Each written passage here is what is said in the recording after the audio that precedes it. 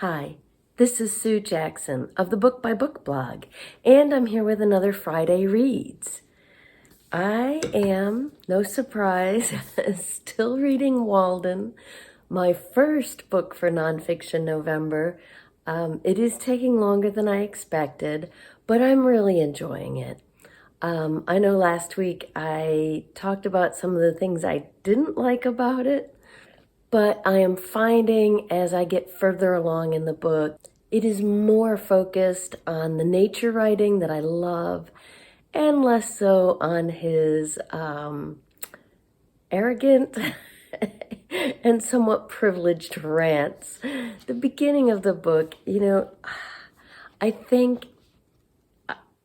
don't think you'd miss much if you just skipped that first chapter, Economy, which is 72 pages long and which is very ranty. The further he gets into the book, once he gets into his life on Walden Pond, after he moves into the cabin and following the seasons, it's wonderful. It's beautiful writing. His attention to detail is just stunning. I wanted to just read one quick paragraph so you get an idea of what I mean. And I thought this one was appropriate because it's in fall. He kind of goes through the whole year and the different seasons and in great detail the things that he observes with the natural world around him, the wildlife. So just a short paragraph of his observations at Walden in the fall. In such a day in September or October, Walden is a perfect forest mirror, set round with stones as precious to my eye as if fewer or rarer. Nothing so fair, so pure, and at the time so large as a lake, perchance, lies on the surface of the earth, sky water. It needs no fence. Nations come and go without defiling it. It is a mirror which no stone can crack, whose quicksilver will never wear off, whose gilding nature continually repairs. No storms, no dust can dim its surface, ever fresh. A mirror in which all impurity presented to it sinks, swept and dusted by the sun's hazy brush. This is the light dust cloth which retains no breath that is breathed on it, but sends its own to float as clouds high above its surface and be reflected in its bosom still. That's just one short paragraph, but there's another one I tagged. I won't read the whole thing to you because it is kind of long, but I did read it out loud to my husband because we've got a problem with squirrels in our bird feeder. And there's one small red squirrel in particular who is driving my husband crazy.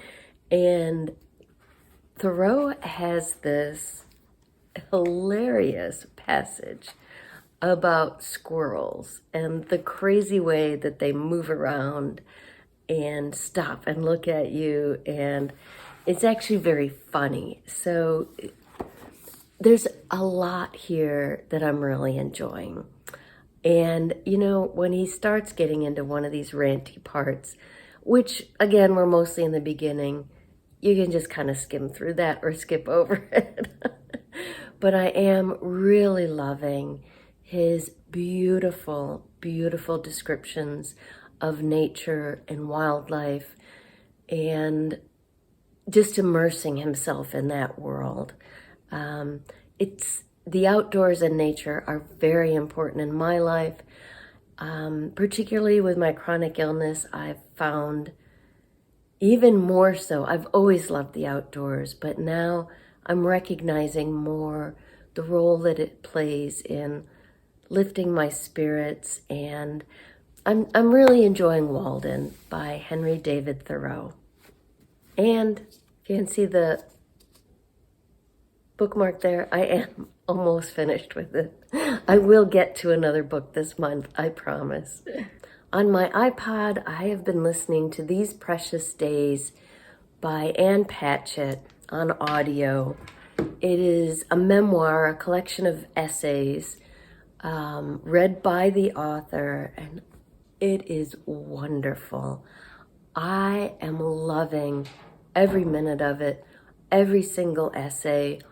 The essays are each separate. The chapters are separate essays about Anne's life, but together they form a picture, going back to her childhood, about her family, about her friendships, about her work as an author, about owning the bookstore. It's just, I'm really loving it. She's about the same age I am, so there's a lot here that I can relate to, from caring for sick or aging parents to how much she loved Snoopy and the Peanuts as a kid, which I did too.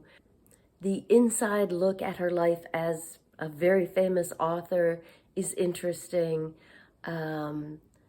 I just finished a very long section. I don't know in the book if it's a single chapter or not, but it was over an hour on audio about, called Sookie, about a woman she became very good friends with. And it's kind of a crazy story.